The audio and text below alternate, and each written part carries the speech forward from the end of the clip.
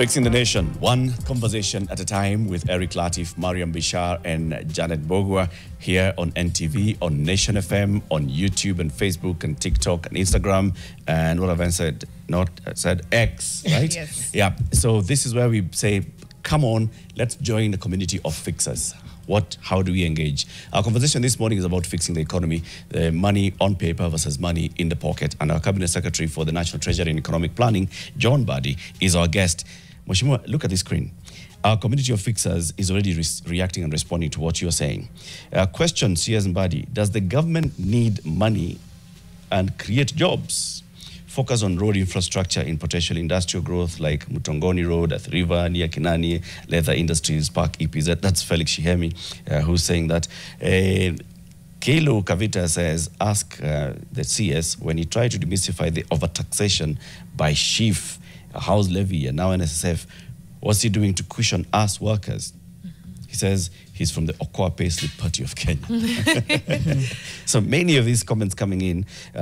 Recently, IMF accused Kenyan commercial banks of borrowing from the central bank to buy bonds from the government. Is this right? Is it still happening? So there are very many of this, and you can see all of these questions. But let's start with the one that we asked right before we went to the break, right?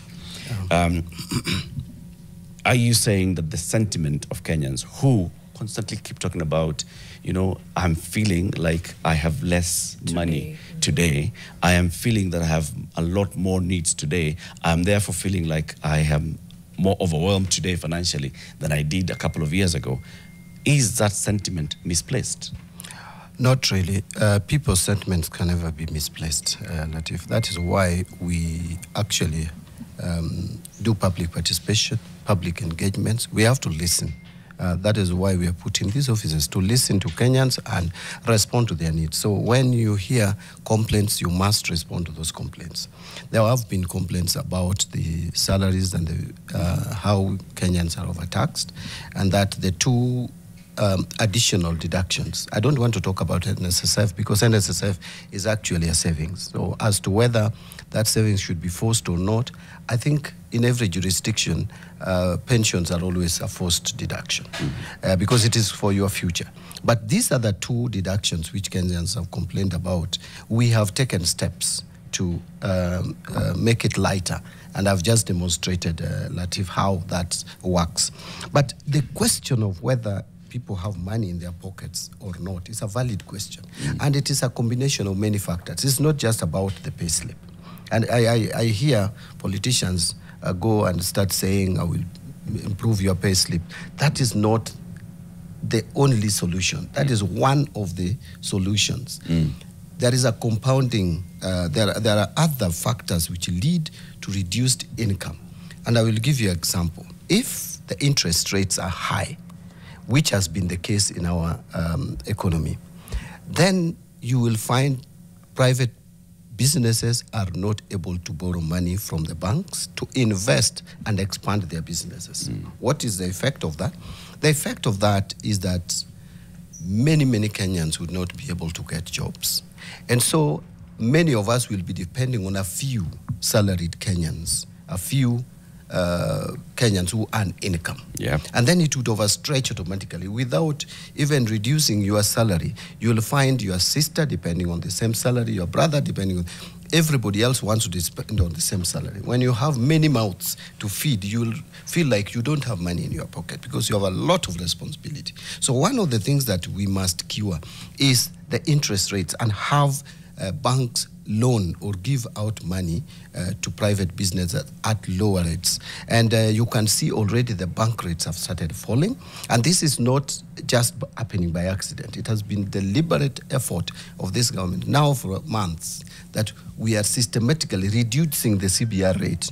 And that you don't just mechanically do it. It is a combination of many factors, one of which is the government borrowing style, which we have changed, and you can see it has resulted in a drastic drop in the government borrowing rates from 15% to less than 9.5% in less than 4 months.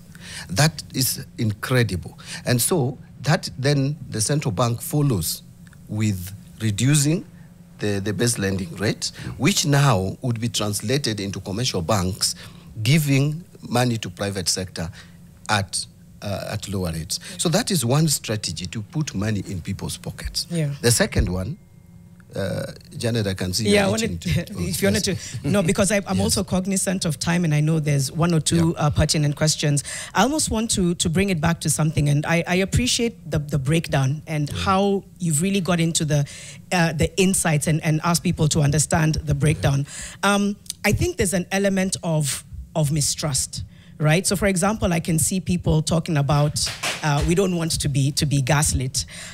So even though we're talking about these very critical issues and bringing it down to the numbers and confirming that actually some of the exaggerations are affecting perception, there is a perception of mistrust and a perception of, for example, setting targets that can't be met, or somebody in this case saying, given a number of days to make public certain contracts and debt audits, and that hasn't happened yet. I think what we're speaking to, when the public say, we're feeling it in our pockets, we feel like it's not happening, is this growing mistrust dissent, because people say targets are set, they're not met. We say, we're feeling the pinch in our pocket. We're being told, actually, the pinch in your pocket isn't as bad as you think it is. So, Waziri, it comes back to how are we building trust in the people of Kenya, that they can trust that targets set will be met, that they can trust that when the government says they're working to make sure that Kenyans feel the economy stabilizing. But all they see play out many a time is inconsistencies, targets delayed, and that makes them feel, I don't know if these people have me in mind when they're thinking about what I'm doing with my pocket. It's mistrust, Waziri, and I don't know how you're going to begin to build that in tandem with building and setting all these other targets that you're talking about. How can you speak to a Kenyan right now who doesn't trust what the government says? Thank you. I am alive to the fact that the trust in the government went down drastically, especially when the Finance Bill of 2024 was brought to Parliament and the Kenyan public felt that their concerns were not taken seriously, and that Parliament and the whole government actually was working in a way that was not supporting their welfare and their interests. And that to rebuild trust again requires a lot of effort and a lot of communication. And that is why I am here. I am here to engage with Kenyans. I'm here to communicate to Kenyans and tell them, for example, you have talked about some of the promises. Like, let me now speak for myself. And when I speak for myself, there's nothing that I would do without the support of the president and the support of the cabinet. I said that we will try to help reduce the pressure on payslip, and I've just demonstrated what we have done. The first step we have taken, which you will agree with me from the numbers that it has done something positive. Number two, you talked about debt audit. Immediately I came into office, in less than 3 months, we invited the Office of the Auditor General and had an entry meeting, and it was public, and the public audit of debt was immediately started. You see, Office of the Auditor General is an independent office. I cannot tell them finish on such a date. They are going on with public debt audit. The only thing I would do was to invite them to come and carry out that audit. Remember, everybody said that we could not form a team as executive to do audit of debt.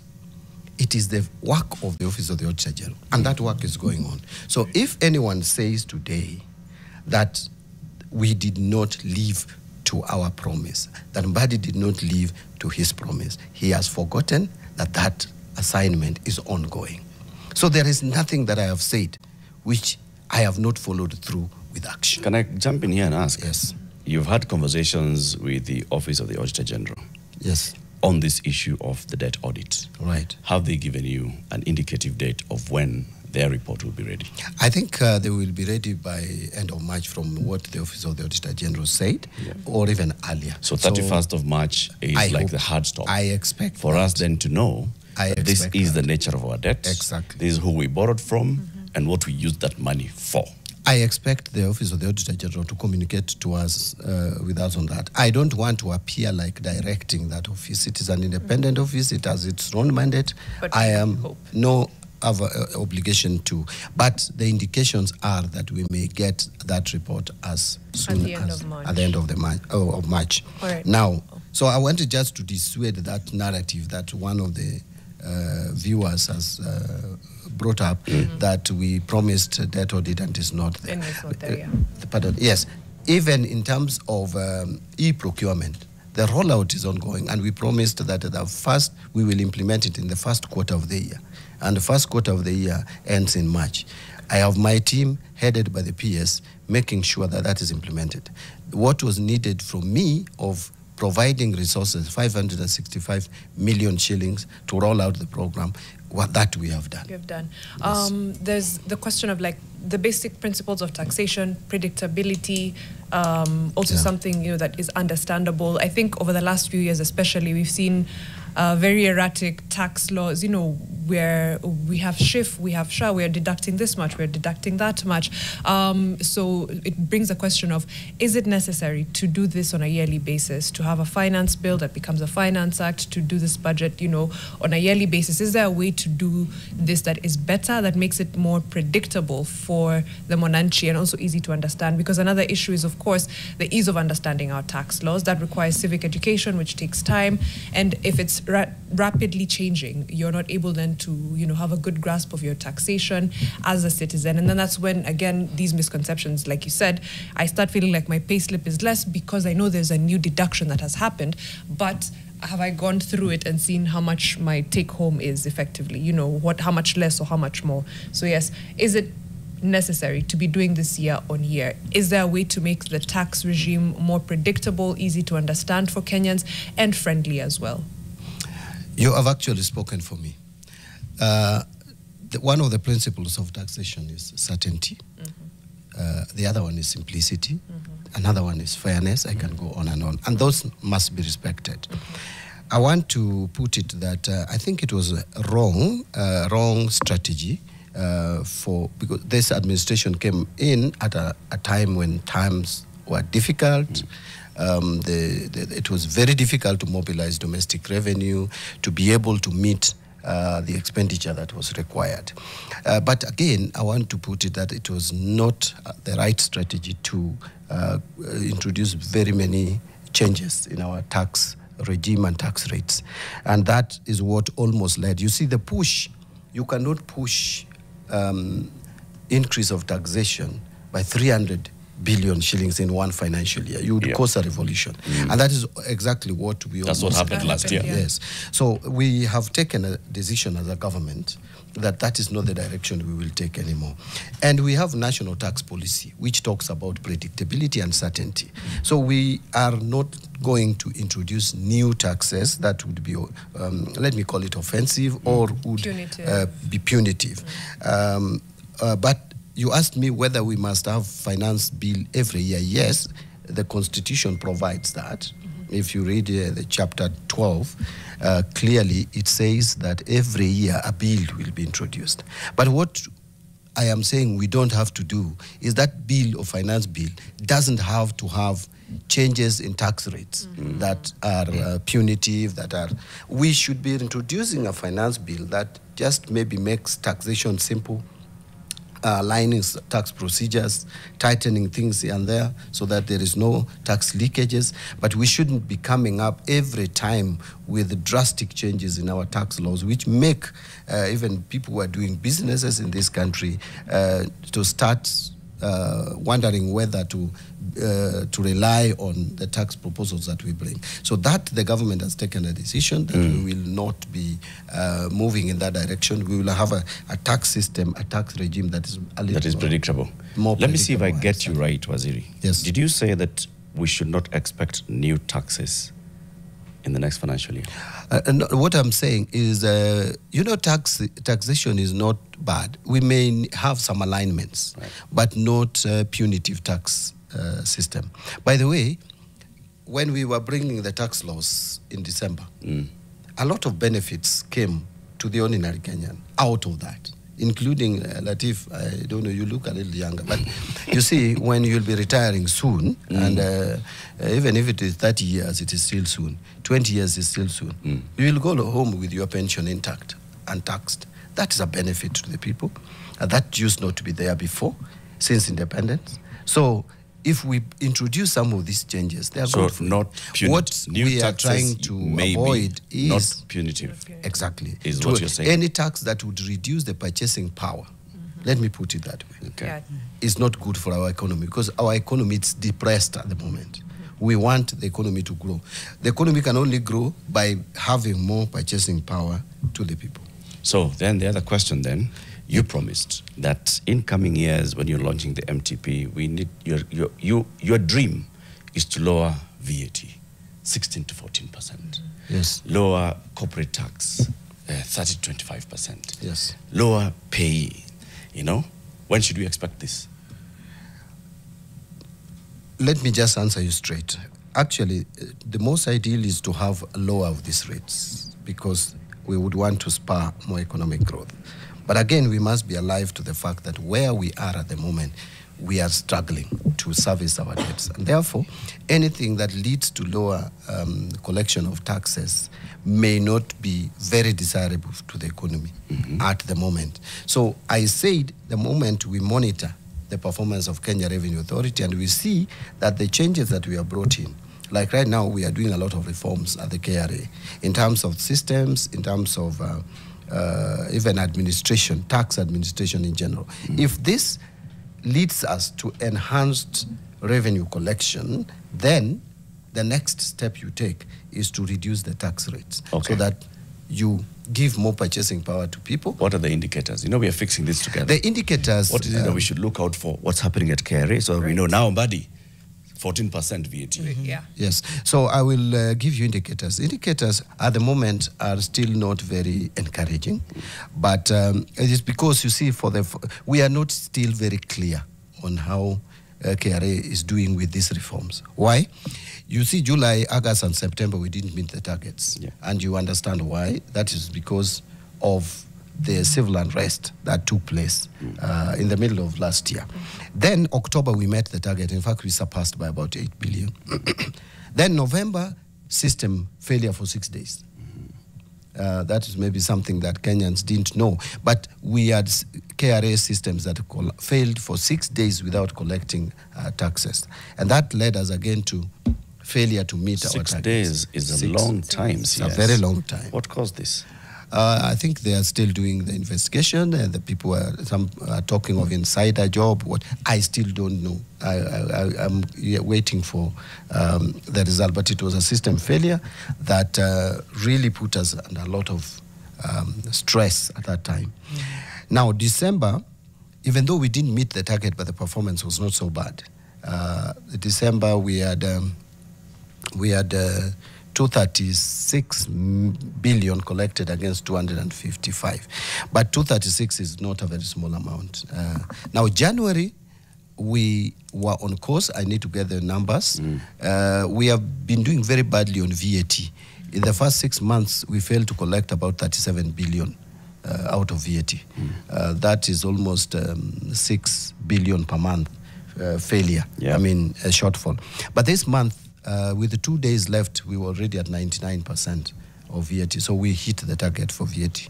Now, that to me is a good signal. So then the question, back to the question. Yeah. What would KRA need to do for you to be satisfied that now it's time for Mbadinomics, reduce VAT from 16 to 14%? If they consistently... reduce income tax. If KRA consistently meets and even surpasses the budget for about 6 months or so, we would be confident. Oh my God, I don't know if there's confidence. I know we need to take some feedback. 6 months. Why are you? Why are you thinking that KRA cannot meet the target? No.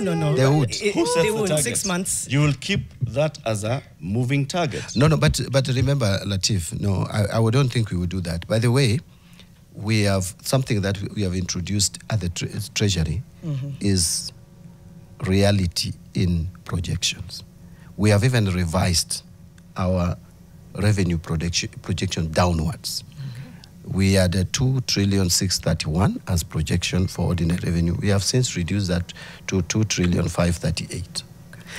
For next year, remember in the earlier projections, for the next financial year, we had ordinary revenue projected at 3 trillion and 18 billion.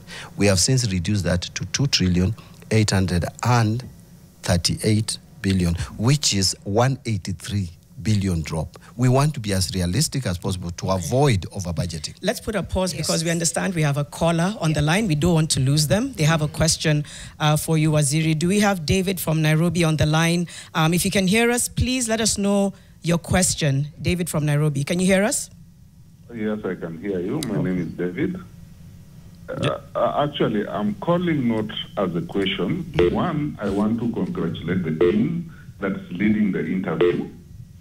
Latif, congratulations, and I think you're bringing something new and insight. Now, I want to talk to Waziri.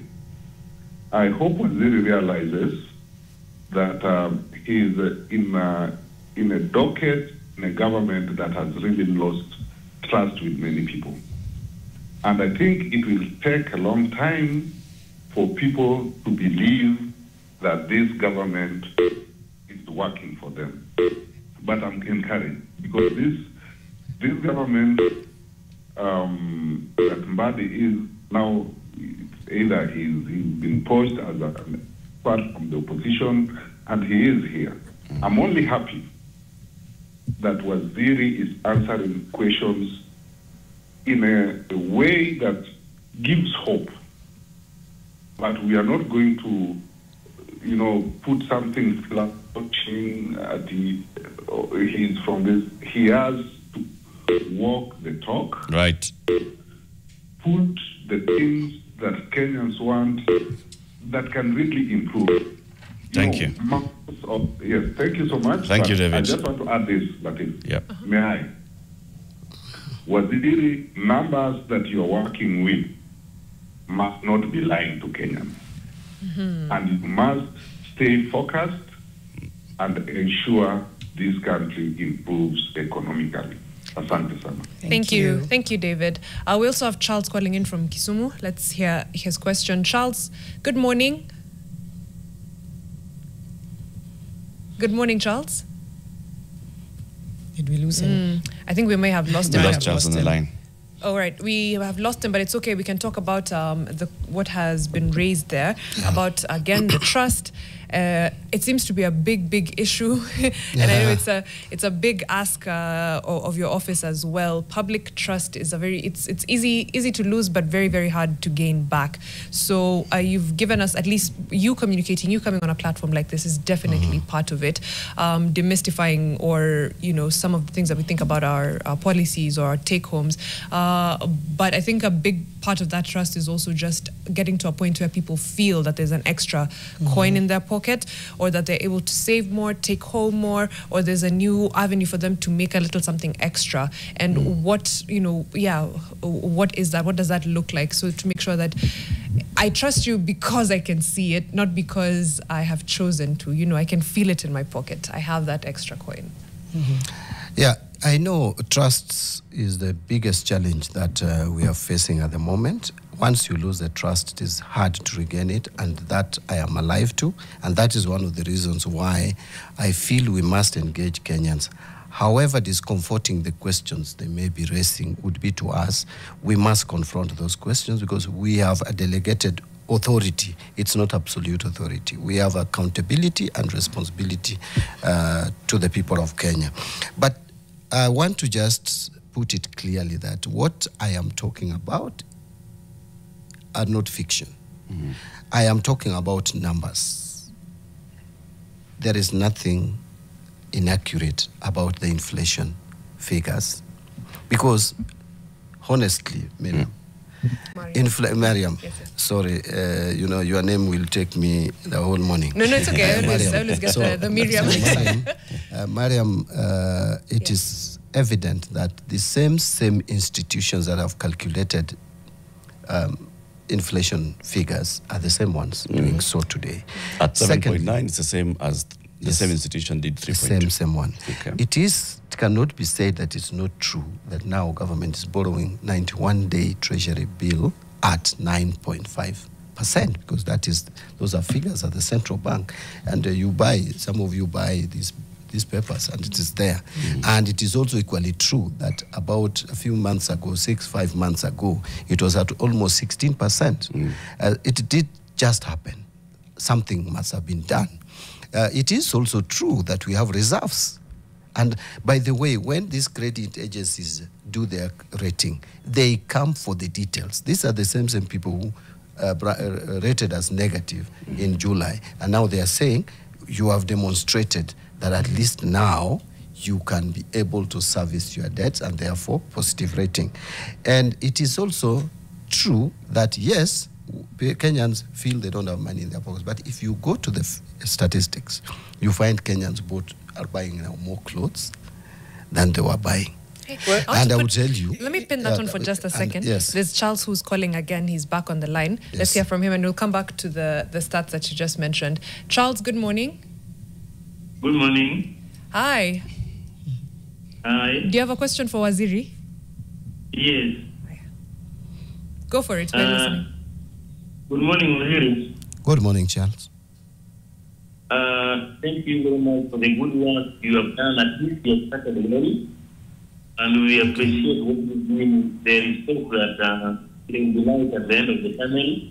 And we appreciate you keep up and don't look backward. Now, I have 2 questions. One of them, I think you have answered. I wanted to know when the VAT will come from 16 to 14, which I've seen you have answered. I don't need to repeat that one. The other one is the issue of the pending bills. What are you doing about the pending bills, the national government and the county government? Because this is really affecting business in the county. Many people have been auctioned by the banks, and nothing is being done. Thank you, Waziri. Thank you. Do I respond to that? Please do. Yeah, thank you very much. So what I was saying, and I need not to be misunderstood, is that there are also some indicators which we've got, for you to know whether people have some purchasing power. There are things you look at, like soft drinks.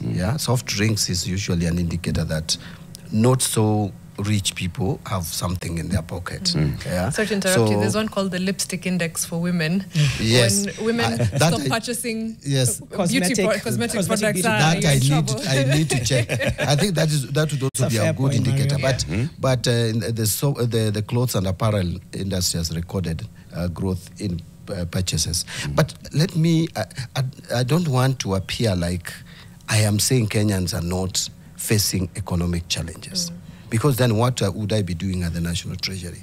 I need to help Kenyans reduce. We cannot eliminate economic challenges. Actually, sometimes they say that your perception about whether you have money in your pocket is purely individual. Actually, there are people who have a lot of money, and you ask them, he says, I don't have money. There is another one who really has very little, barely. He walks around and he wants everybody to believe they have money. But to get back to Charles' question on pending bills, this is another area. In fact, when I started talking about why people don't have money in their pockets, one of the items that I had already noted that I would talk about is the pending bills. For a while, as a government of Kenya has actually been getting services on loan from Kenyans and other providers of services, because you find the bills that were taken to the verification committee, those are bills before June of 2022. So those bills, which we can call historical bills, were 663 billion.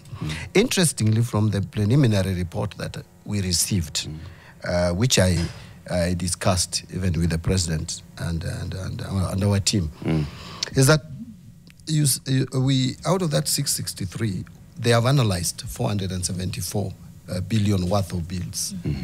And out of this 474, they have only approved 206 billion. What does approved mean? Approved as meeting the threshold for authenticated or legitimate bills to pay, bills which have all the documents in place. So the question, 206 billion. Now this 206 from 474 is less than 50%. So the question you want to ask is it that Kenyans are submitting fictitious bills, or what is the problem? So that is one. Or is it the penalties and interest that accumulate now to that? So that is being worked on. So let me just address that pending bill that has been certified of 206. Yeah. 95% of this bill, in terms of numbers, not the value, 95% in terms of invoices, are bills between 1 shilling and 10 million shillings. So only 5% are bills above 10 million shillings, meaning that these amounts are owed to MSMEs, small businesses. Yeah. So we have discussed with the president, I think we will take this to the cabinet, so that if we have some space, even in the supplementary budget, then we pay all the bills owed up to 10 million shillings. We clear that so that we can revamp people at the lower strata of our economy. And then now have a plan in the next financial year to see how we are paying these spending. Okay, I know you probably, we're so pressed for time, but I don't want to discount some of the questions that are coming in from social media. Can we talk a little bit about government's internal borrowing? You can comment on it, why it's going up, because that's another case for then why is there ballooned borrowing internally for the government. A lot of people have raised that actually and insisted that you try and expound on it before we begin to wrap up. Again, a topic like this needs several shows. Internal borrowing meaning domestic borrowing? Domestic borrowing. Yeah, domestic. Let's work with domestic borrowing. Let's work with, and that's Yusuf. A lot of other questions, but let's stay with that one since a few other people have raised it. Thank you very much. Now, on domestic borrowing, I think there is just a slight bump. It's not much because remember, we had projected to borrow 413 billion. We'll go slightly higher than that. You will appreciate that our revenue has underperformed. Yep. Now, if the revenue has underperformed and there are certain pressures that you have to meet, the CBAs, which were signed so many years ago, their time came for implementation in this regime. You can't run away from it because government is in perpetuity. And it committed. And we had the loan we had guaranteed Kenya Airways loan, which defaulted. And now, as a country, we were exposed because now the loan moved from KQ to Kenya government. If that loan is not paid, Kenya government would have defaulted and the consequences of that would have been dire. 19 billion gone and all that. Yeah. So we had to adjust because going to the external market is not that easy to borrow more money. So we are borrowing a little bit from the domestic market, but it has not distorted the price of borrowing. In fact, we are borrowing cheaply in the domestic market.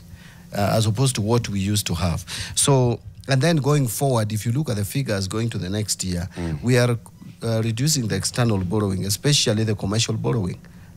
We are now going to borrow around 200 and just slightly over 200 billion. So, but we are balancing it off with domestic. We are not excessively borrowing domestically. I've got one pushback on this. If we were borrowing excessively domestically, the interest rates would be going up.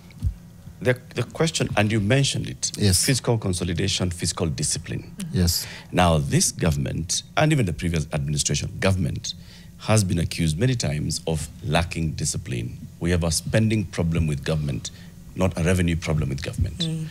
Even if you look at what you're proposing to spend in the next financial year, and you've presented it to Parliament in the budget policy statement, is higher than you're spending this year. And the question always comes up is, do you need to spend this money? Can you cut your, what is it that they said? Cloth coat? Yes. Cut to your size. That whole thing. Yeah. How do you as CS John Mbadi, the expert who's coming to fix this issue, sort out fiscal indiscipline in government? I know it has also been, to me, my understanding of financials, a misconception that for us to manage our economy better, we need to reduce expenditure. That's not correct. Government should actually increase expenditure. But optimize so long as it is optimally used. Yes. So if you look at our budget, that budget, the 4 trillion budget, it is very inflexible, very rigid. Why do I say so? You have out of that amount 1.5 trillion, which you have no control over. Debt. It's debt. You will not, nothing else you can do. You have, every month we are paying 75 billion shillings as salaries. That is going up to 80 now. the way I see it. Because we have just recruited JSS teachers and we have adjusted salary. You can see the lecturers in the street. We are increasing their salary and all that. 80 billion a month. A month is 960 million per year, almost a trillion. So you already have 2.5 trillion. That you have not transferred the 400 billion to the counties. So that's already 3 trillion. Okay? Okay. Already gone. Yes. You have not even talked about other recurrent expenditure and development. So development will just take about 600, 700 billion. The other 300 billion would go to the other recurrent expenditure. So looking at it that way, the only place where you can cut is development.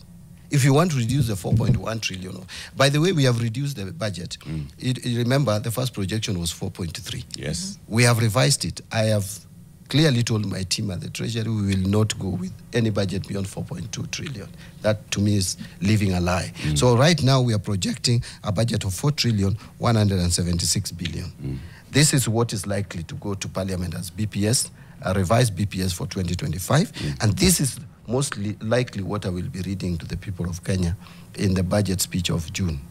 So we are already taking steps to reduce our expenditure, but I am saying here that there is a limit you can go. Our budget is a very rigid budget. In fact, there is very little leg room. A lot of the development budget is now coming from development partners. That being said, as we conclude, yes.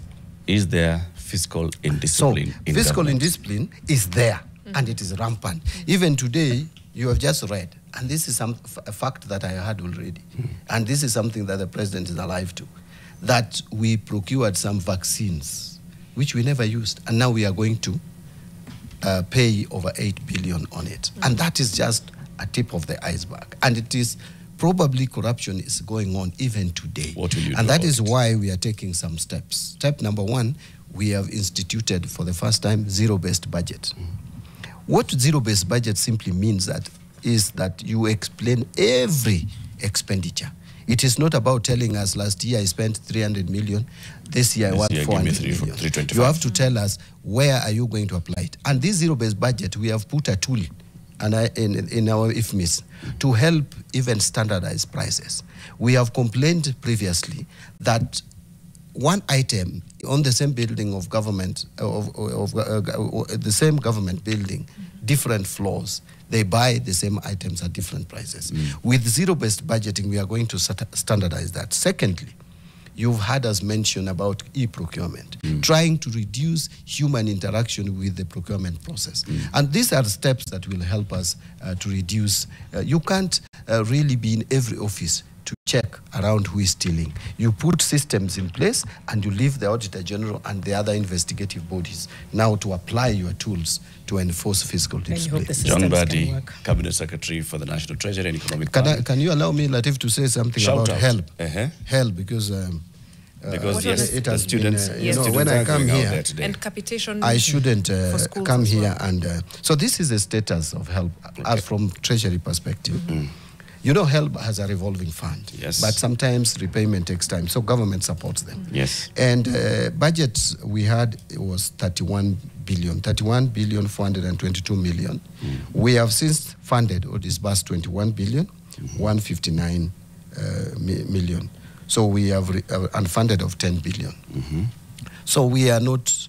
I think the Higher Education Loans Board needs to up their game. So what you're saying is that In terms of University Funding Board, the UFB, a budget was 16 billion. We have disbursed 8 billion. So we are remaining with only 8 billion to disburse. We What have about disbursed 50%. capitation funds for schools? They were to be Capitation for released schools, I will give you the by figures. Friday. okay. Can I just quickly give the figures? Yes. For primary school, free primary school, the budget was 4.6. We have disbursed 100%. Okay. For JSSS, the budget was 15.1. We have disbursed 15.1, 100%. For secondary schools, the budget was 28 billion. We have disbursed 14 billion, remaining 14 billion. And that is for the whole term. I'm seeing Ochenga Wimbo saying they've not gotten. They were told by Friday and it has not hit. No, the that is school now accounts. the Ministry of Education. We gave that money out over almost 2 weeks ago. Okay. So that's now No, Ministry that's of what Education. following From up on. Treasury perspective, we gave money to the Ministry of Education. The only money remaining for this term is 14 billion for secondary school, which is 50%. And the term is just in the second month. Okay. Yes. We end it there, Waziri. Thank you very much for honoring us Thank you. with the first interview of Fixing the Nation, one conversation at a time. So tell the people how you'd like them to help you fix the nation. Yeah, so what I want, how I want the public to help me fix the nation is let us engage in this kind of discourse and discussions with open mind and objectivity. Because again, when you put a lot of efforts and subjectivity subdues it, and I don't want to call it the political noise, but a lot of rallies, political rallies, to the extent that people feel like we are doing nothing. We are doing a lot, and I've committed to do a lot. Those of us who have tax due, please pay your taxes so that we lessen the burden on a few who are paying taxes. There are people out there are Kenyans out there who know they should be paying taxes and they are not. The moment we broaden the tax base, we'll lessen the tax burden on each one of us. When we started the show, we said we're doing this collectively, right? This is an attempt for us to fix the nation, and it's one conversation at a time. Yes. And we've gotten so many questions that Waziri, would it be terrible if we kept you here after the break just to answer a few more? Because mambo ni mengi na mdani mchache naelewa. I leave at what time? Can I leave? Can I leave just a few minutes to 9? That's That's perfect. fine. Maybe That's 5 perfect. minutes to 9. Yes. Yeah, So we'll be right back. Thank you.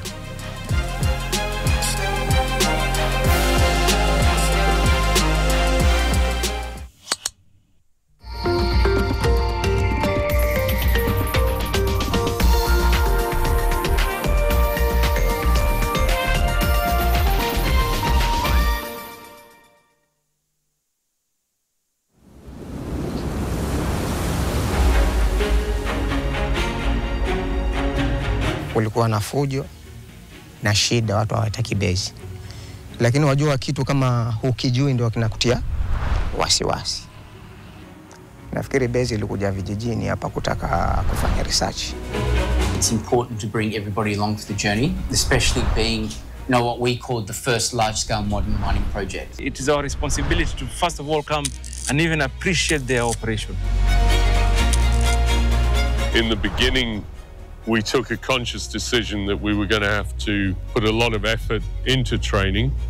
We had various training paths which we developed. I started my journey in base titanium as a mining graduate trainee for about a year. This operation is important. One, we have to ensure that we deliver the products as required by the customer. Base Resources, I'm a base titanium. They're the largest mining corporation in Kenya today. Not only today, for the last 10 or so years.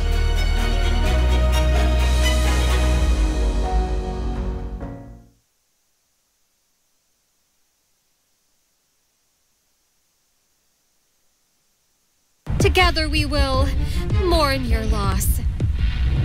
I didn't vote for myself. Don't tell me. I'm giving my vote to Barbara. There's something you need to know about Ma'am Barbara. Elaine? After all our family has done for you, this is how you repay us? Barbara, please admit it. Just tell them the truth, Barbara. Admit what?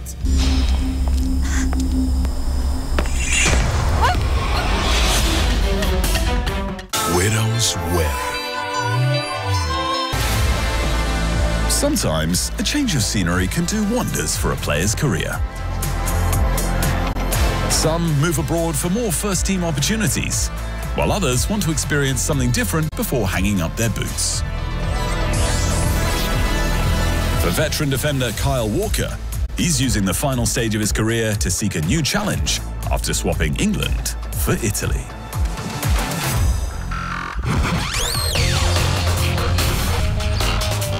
To protect our family from germs that cause illness when it's cold, we use Dettol soap. Dettol soap with germ defense gives you protection. When it's cold, germs are transferred in different ways, and Dettol soap's germ defense protects you from up to 100 illness-causing germs. Be Dettol sure.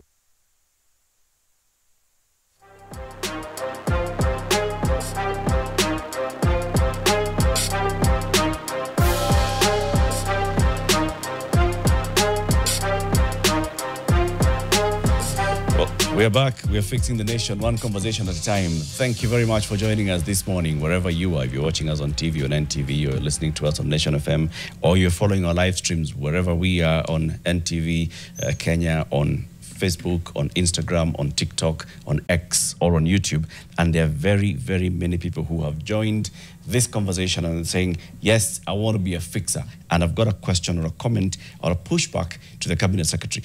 Many of these, if we can just consolidate, and we'll just be showing them on the screen as we continue, Waziri, a consolidation of them is a lot of understanding the differences, okay, and a perception issue. When you say that now, because of the tax laws amendment bills that you brought to Parliament, I am now taking home more than I was taking, let's say, in July last year, or even going back into 2022, do I actually feel it? What should I be looking out for on my payslip? Or what should I be looking out for in my bank?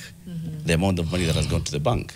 Because many are saying, well, I still feel 2.75%. Right, that's actually... You say it's 2.75%, less than 70%. But I still feel... But I still feel it. That's exactly Linda's question. She said, what is the relief you're speaking of? Because it's exactly that 2.75% that leaves my pay slip. And because we said, yeah, we have to educate one another, what is the relief there? And how should one expect to feel it? You know, first, I would advise, you know, many of us don't even check their pay slips. First, I want to say that this tax laws amendment bills came into effect after 27th of December, after the president's assent. And you remember KRA issued a circular, I think, later. So the first month which should have this effect is January, in my view, unless you prepared your salary late.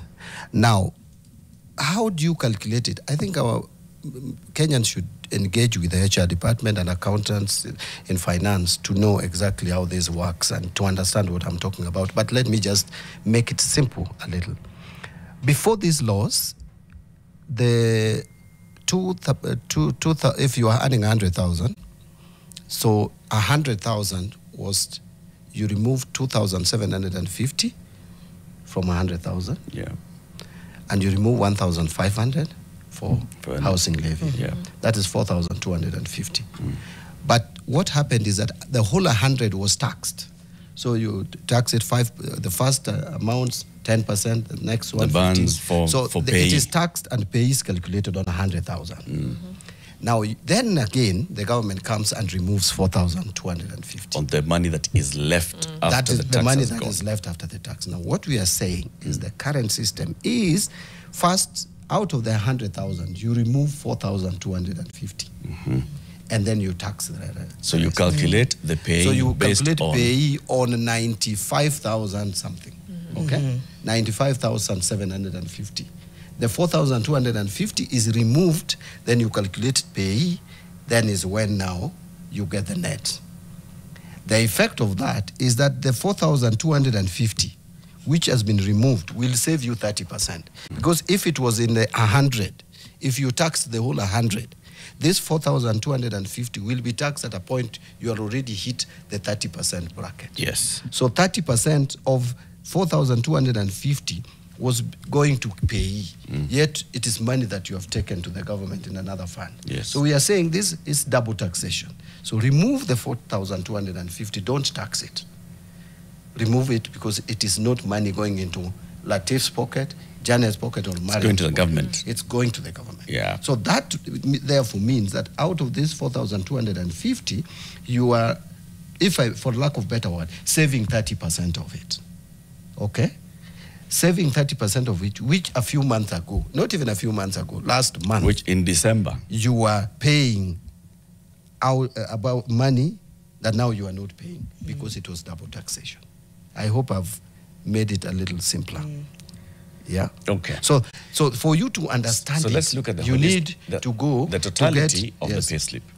In the totality of the payslip, much as I've saved this 30%, which would come now down to my net and go to my bank, then the government has come in again and said, I need you to start thinking about your retirement. Yeah.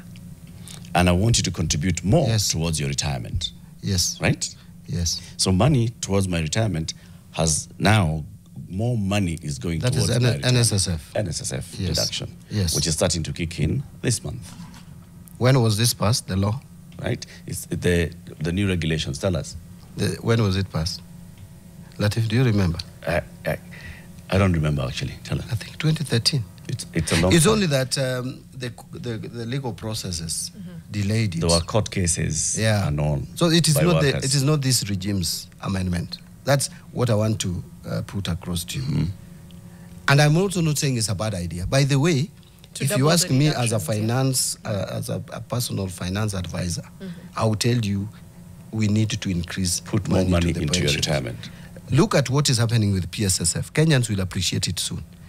Kenyans are going to live with when you retire, because when you retire, you need about 70% of what you are earning. Right now, it may not make sense to you. But when you retire is when you'll realize. I remember, can I give you an example? I remember Vice Chancellor of a university, when we were adjusting, and I was working at the university then, when we were adjusting the pension to the university staff, he rejected it. When he was retiring and he was given his check of 500,000, he was like, what is this? He was told, you are the one who rejected the enhanced. So when you are still working, you may not even think of the need for retirement benefit. It is going to come handy. I think it's just the feeling now. It is the feeling now. How much is in my pocket? Yeah. I would love to But save so for my retirement. you want this law to be amended. I think that the people of Kenya can take to their representative. What I'm saying is that this amendment to the law is not amendment of yesterday. Okay. It's not amendment of the last 2 years. It was just suspended. It's coming into effect coming now. into effect It is coming into effect now. Which is So the only way to remove it is again to reverse the law, which I don't know whether it is a good idea. If you ask me, it is not. I think it is a good idea to save for our retirement, and obviously it cannot be understated enough. But the question is, with an already thin pay slip, and then you double my NSSF deduction, right? It's already, the pinch is pinching even harder. Is there time? Because for a lot of young people, they're like, this retirement I am saving for. What does it look like? How much am I going to get? I've seen my mom was a teacher, etc. She wanted to get her pension afterwards. It still took, going to offices back and forth, sometimes even having to bribe someone to get that pension, right? Yes. So you want to, but at this time, it just looks like a deduction that's not going to show up in your later life even. And I think that comes back to the trust issue, which is like... It does. I want to appreciate how much feedback is coming. Allow me to just put some things out of what the public is saying. See what lands that you want to pick up on, just so that they... appreciate Sharon Mukewa, let him shed light on the 6% deduction starting end of February 2025. Godwin K. Owen, what are the rules followed for dispersing money to secondary schools? And then there's somebody here, let me see, my prince. The problem is international contracts. We tax our people and take the money in another country, hire the skills that give the contracts to local companies. And maybe finally, before we see what lands with you, and invite Eric and Mariam to see what's coming up with them as well. There was a 15% insurance relief on the NHIF contribution pre-SHA shift. And so the projections that you, Aziri, are putting out are not right on the savings being made in making shift a tax allowable deduction on purpose. There was a 15% insurance relief on the NHIF contribution before the SHA shift came to be. And again, please step in when you're like, this is not accurate. The CS is not right in his projections on the savings being made in making shift a tax allowable deduction for purposes of payee. Justice Baron Sudi. This feeling that I'm making less, I'm taking home less, it's so hard to fight. This is the Lulu. What improved payslip is the CS talking about? When I look at mine, I have to fight the urge to claw my eyes out, not forgetting that employees making above 36,000 will now have their deductions for NSSF doubled. So some of these things, I don't know how to bring it back right down to the, how do we then get more money in the pockets, right? Because people, if they're saying, you know what, I don't feel it. The numbers could say this, the indicators could say this, but at the end of the day, I don't feel it, Waziri. You see, I think some of us have just decided to block their minds that they're not seeing. But what are you seeing? or feeling. I think it's an invalidation. If someone says, I feel poorer today than I was said very yesterday. clearly that these tax reliefs are coming into effect with the first pay slip of January. So are you telling me that our HR departments have not, both public and private, have not effected the new tax laws amendment bill, which is now a law, Amendment Act, where we have made deductions to SHA is now allowable for tax purposes. Housing levy is allowable for tax purposes. My friend is talking about the insurance, National Hospital Insurance. I need to check that if there was 15% savings. But the difference, even if you work with that, the difference is still very minimal. What I was trying to bring out is the tax law that we have brought a relief. It is now a relief. Housing levy is a relief. And SHA is now enjoying the relief. It is not double taxed. That is what I've said. That there were outcry before December. People were complaining they are being overtaxed because SHA and housing levy are taxed double. But now we have cured that. That is what I was explaining. Why would someone say that they are not seeing it in their payslip? You go to the HR department and ask them why they have deducted you again, if at all they do, which I know they would not, because that would be criminal. They must remove the money that goes to SHA and money that goes to housing levy from your gross salary before calculating pay as you earn. It is just that simple. It is not this subjective and academic exercise. Good point of information. We are engaging with Mariam. When you start insisting, you are not feeling it. You go get your payslip and ask the person giving you the payslip, if the laws were not passed in December, how much would I have earned? And compare with what you are earning. You will find you are earning more. It's so simple. It is objective. It is calculated.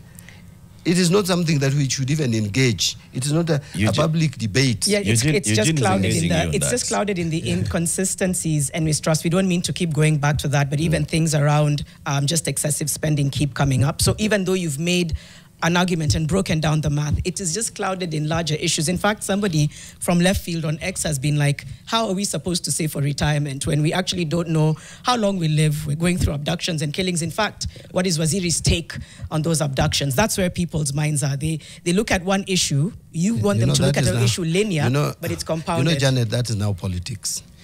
Because you see, actually most young people believe they don't have to save for old age. But now when retirement is nearing, haven't you seen people committing suicide because they didn't even believe they would leave job? When it is very clear in your employment contract that at the age of 60, you will go home. Some wants contracts. So we are saying that you should be psychologically prepared. In fact, us in finance, we say your first day in employment, think retirement. Think retirement. You know, the bottom line of this whole conversation, Waziri, is communication, right? And effective proactive communication from government. You have communication officers in every state department, every ministry, and even there's a government spokesman and more. But communication needs to be harnessed and need to be well aligned, and so that you can communicate. So for example, when the law comes out, what's wrong with just coming to the media and saying, this is what you should expect after these laws have passed? You should expect this and the other. So people would be looking out for, so I am going to have more going to my bank at the end of this month, then I'll start looking at that.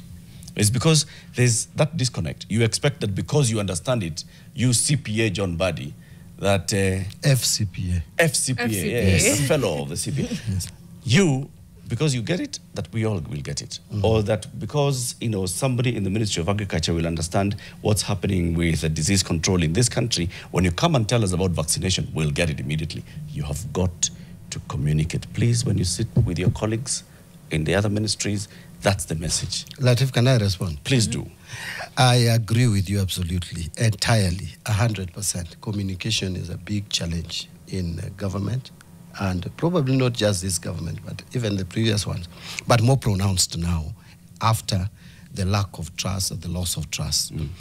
But I know also that my ministry is the most complicated, very difficult to understand. And that is why I've taken personal initiative to lead from the front in terms of communication. In fact, I have told my ministry, I'm communicator number one in this ministry. Yeah, I'm the spokesman. I'm the spokesman.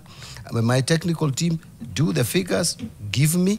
It is my duty to look at them, get satisfied, communicate. Before these laws were passed, Latif, you'll agree with me that I took personal initiative to communicate.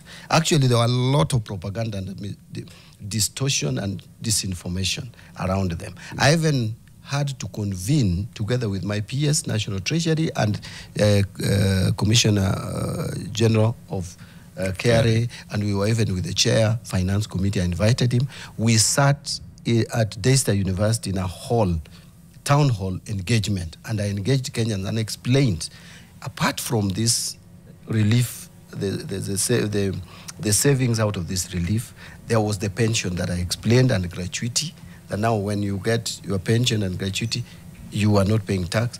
I explained even the non-tax benefits to employees, which has been enhanced.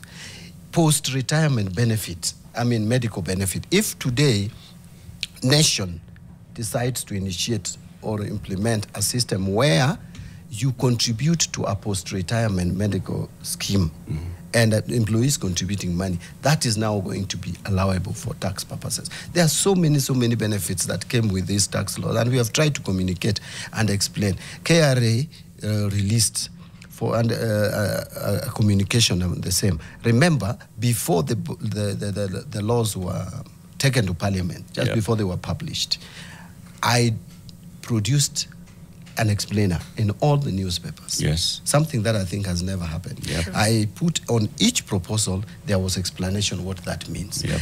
Bearing in mind that not all Kenyans are finance experts, nor are they all economists or accountants. So we made it simple. We will continue to communicate. It's not a one-day thing. Yep. Today, at around 11:30, Latif, I will be at the Jivanji Garden with ordinary Kenyans. I am going to speak to the Bunge la Wananchi to hear from them what are the concerns as we go to the next budget. These issues will come up again. I will explain, I will get ideas from them, I will learn from them. Learning is a continuous process. Don't think that because Mbadi is FCPA and has degrees here and there and has experience in budget committee 17 years, blah, blah, blah, that I know everything. I have to listen to the people. Recently, I went to Tana River. Latif, it is important to talk to Kenyans. And for years since independence, the children of Orma community there, where I went, have been eaten by crocodiles crossing the rivers to school in hundreds for a project of 100 million. And yet a lot of money is lost here. We have just launched the construction of a bridge, 100 million project. Only. To save lives. Money that is to save lives. So, and you see people are shedding tears because they can't believe it. These are some of the things that I think if cabinet secretary, someone was asking, why am I going out there as a cabinet secretary for finance? That is the change that I came with to the ministry. It's the job. Long gone will be, if I'm still in that office, where a cabinet secretary would only be seen carrying briefcase to Parliament, and after that you don't hear about it. And meetings in hotels. I must understand by going to the field. Yeah. Yes. Your former colleagues in the National Assembly and the Senate should also be doing this a lot more so that they can bring it to the House. So when they're making the budget, then they include such a bridge in the budget because Parliament makes the budget. Absolutely. Speaking of Jivanji, you'll be there today. Thank you very much for going there today because on Friday, we'll be there at Jivanji. The show will be on Jivanji Garden. Thank you. And we will be listening to the people. Go and set the pace. Because then from there, we will now be hearing what the people have actually understood from what you said. Exactly. And what they think about some of the issues that you've said today. One of the fixers who's joining us online is Eugene, and Eugene has told me about to look at some statistics from a department in your ministry, the Kenya National Bureau of Statistics, which we've been quoting throughout this morning. He says, Kenyans are earning not a lot less. KNBS statistics show real wage income has been falling since 2019. And he puts this table for our consumption, which shows wage income from 2019, 2020, 2021, 22, and 23. For example, in the wholesale and retail trade, repair of motor vehicles and motorcycles industry, 2019, the wage incomes were 957,071 bob, 2023 855. So all of them are just basically dropping. Total private sector wages. 2023. Thank you. In 2019, 758,000. In 2023, 667,000. Between 2023, even before you go further, yes, you are comparing 2019 with 2013. Yeah, 2023. 2023. 2019. But haven't you agreed that 2023 is when some of these changes were made to the tax law, which we found some to be very oppressive. So we made some adjustments. On top of this then, so we can say that overall, over the last couple of years, actual incomes have been reducing. Correct. The real wage has been reducing. Yes. Average real wage in 2019 has dropped from 63,000 shillings a month to about 55,000 shillings a month by 2023. That is likely to be factual. Juxtapose that with the Federation of Kenya Employers, who just the other day talked about the job losses and the closure of companies. Yeah. So over 100,000 jobs lost.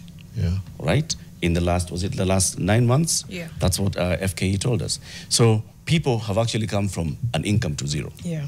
Yeah, it is true. And people who have had an income has also reduced. And on top of that, then there is all this. You see, Latif, we are alive to the fact that the economic times are getting more difficult, and it is a combination of many factors. The key factor is the government borrowing, which has, one, crowded out the private sector, so there is no expansion of jobs. Two, we are spending so much in debt servicing. So these are issues that we must deal with. But in dealing with them, you must have a strategy which will not again hurt the same economy. Because if you make attempt to raise more money from the same Kenyans who have been paying, then the effect is real wage going down. But that real wage going down is a combination of many factors. Real wage going down is not even just the exact amount you're earning. It is even the purchasing power. Yeah. So you must compare the purchasing power in 2019 and the 2023 and see what was the inflation rate. That also determines the real wage going down. So that is why working on inflation is also critical. You must make sure that basic commodities like food is available to the people and at affordable prices. You must look at even the housing, because those compound into real wage. Real wage is not just that we are taxing you more. So all these are a combination of factors. And I think, in my view, if you have to be fair to this government, there are efforts being made, even if you don't agree with the policies, but there are efforts. The efforts being made are, number one, in terms of food, the government has tried so hard to help in reducing the cost of food and reducing hunger.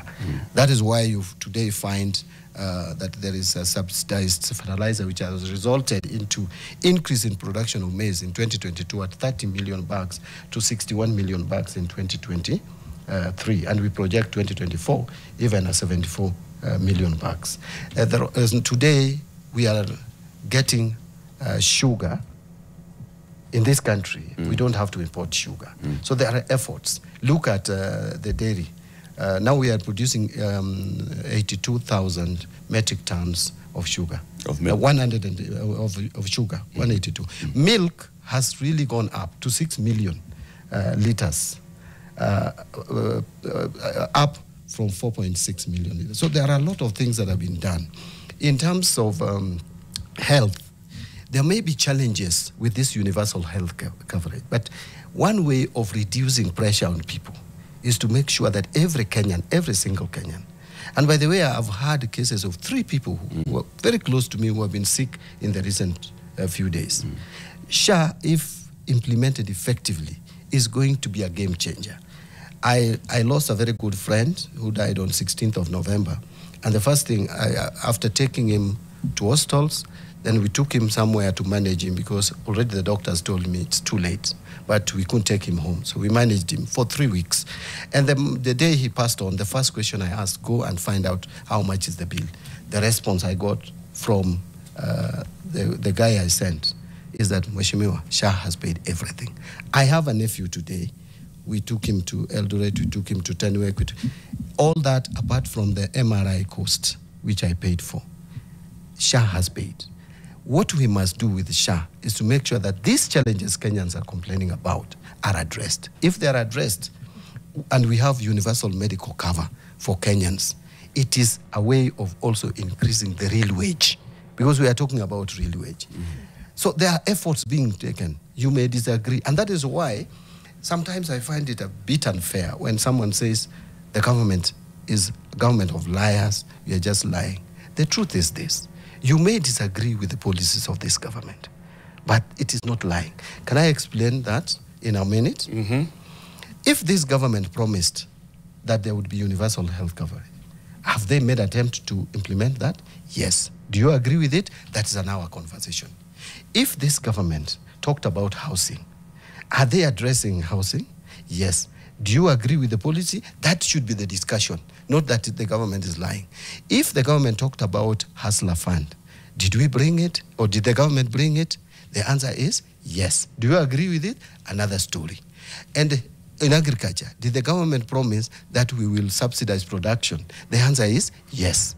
So where is the lie? Another conversation. Where is the lie? The lie. The discussion should be around, I don't agree with this administration's policy on agriculture. But also, the policies oftentimes, somebody here has spoken to communication challenges sometimes almost being on purpose.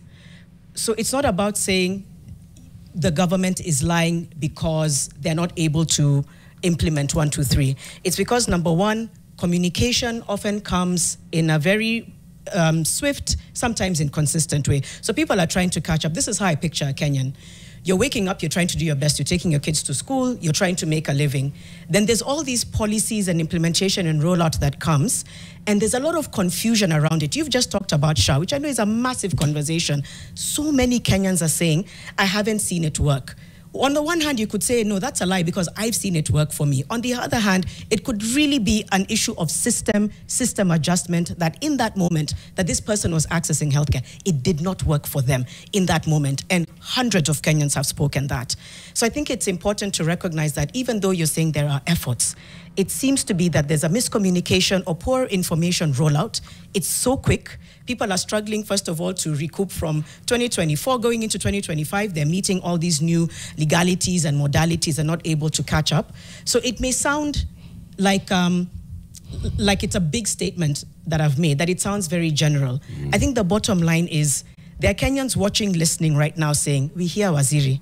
We can hear him trying to make amends and in implementing policies for the betterment of Kenya. What we can't see is the communication to make sure we fully understand, the space to ask questions where we don't, even the space to pause and say, do we need to go back to the drawing board or fix or understand where Kenyans are getting frustrated? Why are these systems locking Kenyans out?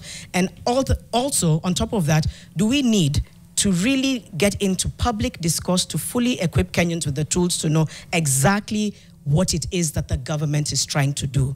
If I was to round it up, I think that's where the issue is. It's not discounting what you've said.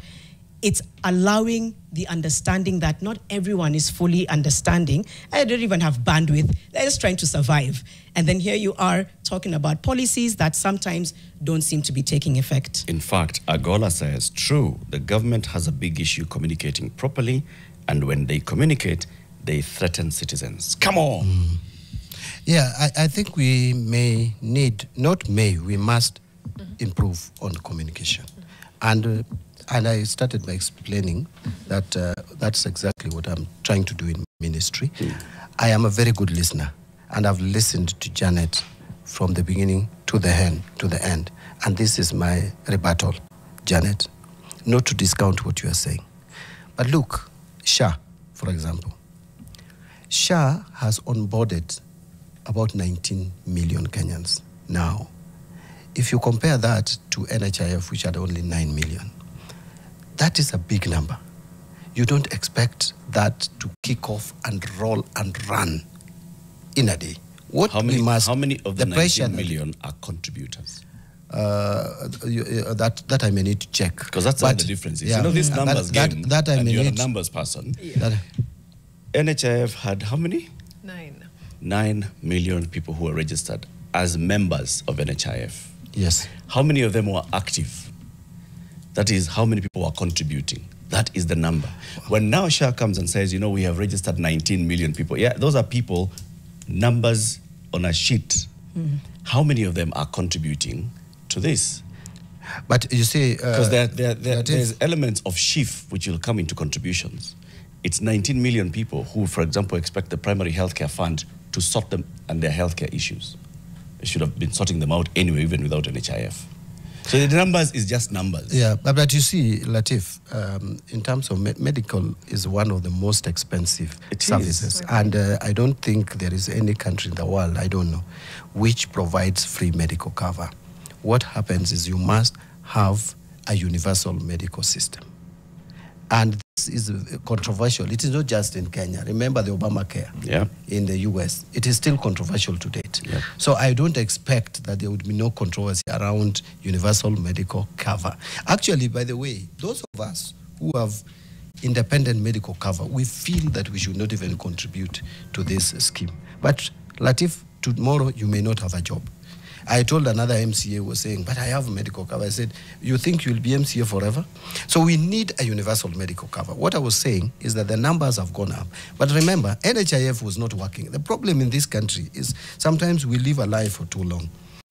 You look at Nairobi Hospital. They were in my office. We owe them 660-something million shillings. They are not ready to offer services anymore. And that was NHIF. So we have been running a medical system that is not financing. That is not funding. The same with the education system. I want to give you an example of Kemu University, which were again also in my office, led by the chair. And their property, 2 prime properties in Nairobi, are up for sale by Coop Bank, because they are owing Coop Bank 2 billion. Yet the government of Kenya owe them 3.87 billion. Why? Because from 2016 to 2021, we took our children to Kemu and promised to pay 80%. We haven't paid today. Those are debts that have been offloaded now. And then you want to say that the fund, which is not working. Which if I bring you back to universal health coverage, there are 3 funds in universal health coverage. Yes. The primary healthcare fund. Emergency I go into level 2, level 3, and some level 4 hospitals. I go in, I get services, I go home, pay nothing. Yes. Then there's the emergency shift, where this is the contribution, and then there's the emergency chronic illness, where again taxpayer funded. I go in, I have an emergency or I have a chronic ailment, I'm getting sorted. The government has not put in sufficient money for the primary healthcare fund. True or not true? Just go on. True or not true? Once you're done, Latif. That's my question. The government has not put in sufficient money for the primary healthcare fund. These 19 million people should not be going to a level 4 before they go to a level 2 or a level 3. They are not going to level 2s and level 3s, and when they do, they are not getting the services. Why? Because you have not put in money. Those are the challenges now that I say, Latif, we must deal with. Let me explain. You don't expect a system of this magnitude. It's like you're expecting a child to be born today and start running. What I expect the Ministry of Health to do is now to deal with the challenges that this system is facing. One of them is that primary health care. Actually, those who have chronic diseases, if you talk to people who have chronic diseases, they will tell you this system is the best for them. We had a story last night on NTV. And the lady who has stage 3 breast cancer is talking about how it's not working for her. She's having to pay out. There are many cases. There are many cases. And that is why I expect the Ministry of Health to listen to those challenges. They are also very positive. You know, the problem, Latif, is, you know, positive things are never talked about much. They will not report to you at the NTV. Like I have a case of my nephew, who we spoke with even last night, and he said he's happy SHA is taking care of almost everything that he has gone through. So those positive ones, unless I come and I speak about them here, but the negative ones, which is the way it should go, will have to be reported. And when they are reported, we should not dismiss them. We must act on them. And it is my expectation. In fact, the people who, I wish that lady who went to the CS was not arrested. If, in fact, in my view, I will tell my sister, if I were her, I would have left immediately with that lady. Come to her, Kenyatta National Hospital. Let's go to Kenyatta, let's sort you out. To see for myself. Because these challenges, if they don't come to us, we may not know the things that are not working. If there is a part of it that is not working, that is what we need to fix. Okay. But just to dismiss the whole system that it is not working is not giving it time to work. Because to me, we need a universal health cover. Agreed. Final question. As a country. When do you see SHA fully working, from your own estimation? Well, you see, it is not directly under my charge, but this is what I'm thinking. That in the next 6 months or so, we should have a seamless system. We can't also... In 6 months' time. You've joined that bandwagon, John Mbadi. No, we can't experiment forever. By the way... In 6 months' time. No, I don't also want to be over-promising and over-ambitious. I expect that in 6 months' time, all these teething problems are addressed and we have a system that works. Already the fund has attracted quite decent amounts. And you see the employers are also contributing. We need to then move a step further and have the system work. I am very sure, and I've seen the ministry working very hard to make sure that all these teething problems, the challenges, are dealt with. John Mbadi, Cabinet Secretary for the National Treasury and Economic Planning. Asante sana for joining us. And thank you for all the conversations with the fixers who are joining the community on social media, those who've called in. Asante sana. The conversation